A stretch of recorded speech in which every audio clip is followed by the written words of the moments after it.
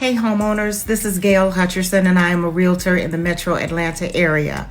I wanted to speak to you about an important step in the process of selling your home, and that is the completion of the seller's property disclosure.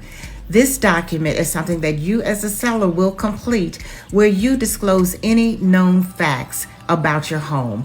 Also, any renovations or repairs that you've done to the home during your time of ownership.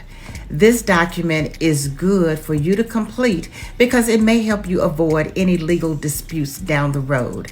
And as a buyer, this information is good for them to receive because you're being transparent about your property and therefore they know what they're getting up front.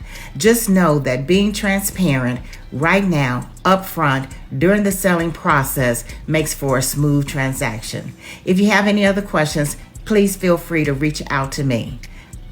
Have a great day.